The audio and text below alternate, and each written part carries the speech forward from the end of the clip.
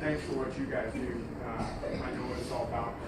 For the moms and dads, nation's going through a pretty tough time. You know, it seems like we're on a glide slope out of this. The reality is we're not. You know, we're as at war today as we were probably 10 years ago, if not even more so. And this is the next generation that's going to continue to propel this Air Force, you know, as the best Air Force in the whole world. And you guys sent your sons and daughters, husbands, wives, grandchildren, grandparents. I mean, you guys sent them here to us for us to take care of them. So what I want to talk to you today is a little bit about credibility. I'm going to tell you a story. I come a little bit from humble beginnings. My dad was an Army Green Beret. So you can imagine growing up, I was in a pretty strict household. Dad, if he saw a fly on the wall, he might fix a fly with a 357. I mean, that was kind of how he, you know, it's a primer only. But I can tell you when a primer hits a fly in a 357, the fly turns into something about this big. So my daddy taught me at a very young age that credibility is going to be what carries you through life. You can talk about a lot of things, but if you don't show people what you can do, then you're probably not going to get very far. So as I came into the United States Air Force, and I remember calling my dad from MEPS because I had gone into the delayed enlistment program, and Dad really did not think that I was going to go through on it. He thought, because my grandpa was a multimillionaire, and my grandpa wanted me to become an engineer, and I did not know that. My grandpa was in World War II, and he had laid bridges as an engineer across the Rhine River. I didn't know that at the time, or I probably would have taken that option, by the way. But, you know, here I am at MEPS, and I call Dad right before, you know, you go in there and you do that oath. You guys were there, right?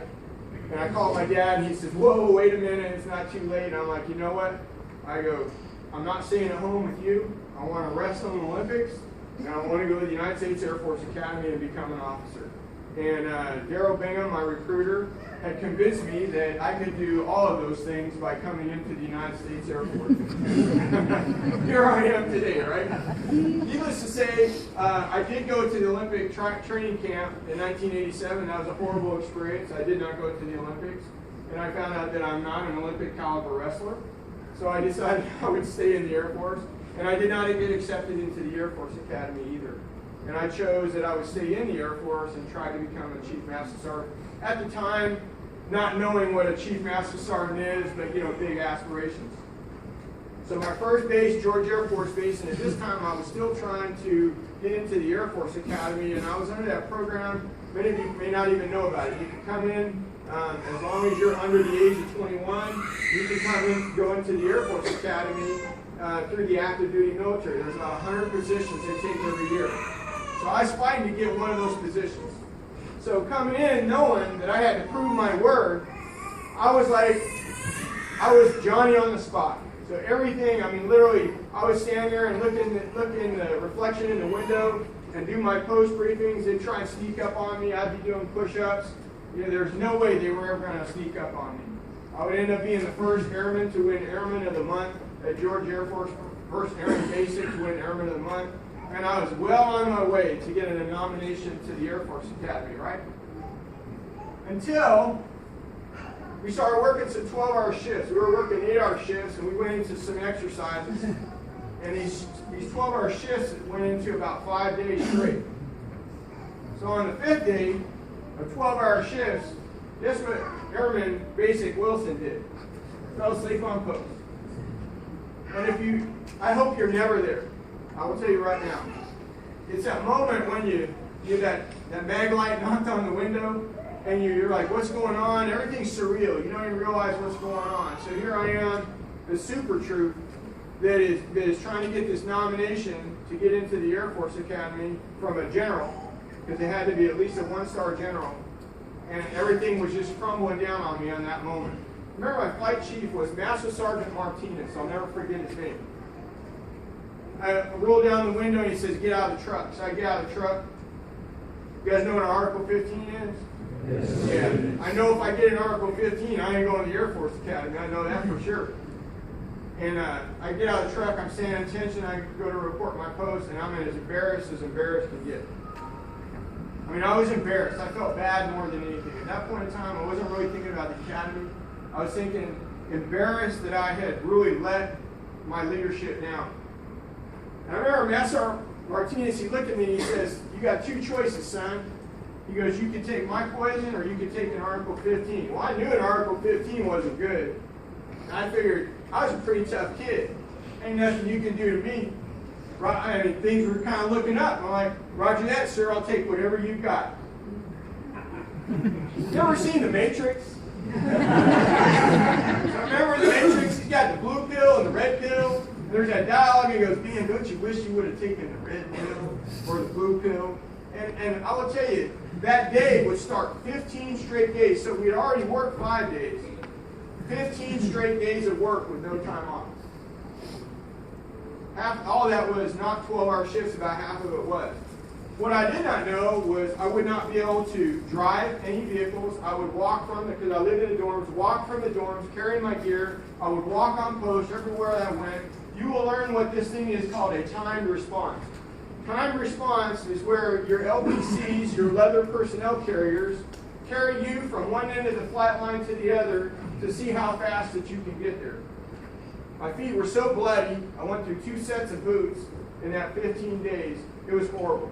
It was probably the worst thing. I literally, at about day 5, I was ready for an Article 15, and I was asking for it, and he wouldn't let me on. He said, "Nope."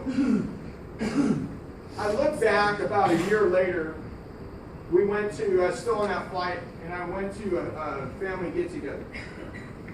It was at Sergeant Martinez's house. And his family was there. And I remember, it was like a flight get-together, and I was like, "You got kids?" Because we always thought this guy was just like the machine, right? He never talked about his kids. I mean, he was just the machine. He took care of business. Sergeant Martinez worked 15 straight days with me. He didn't take any time off. He actually let other flight chiefs have time off so that he could stay there. I was convinced to torture him to make sure that I received my just due. Later on, much later on in my career, I would understand.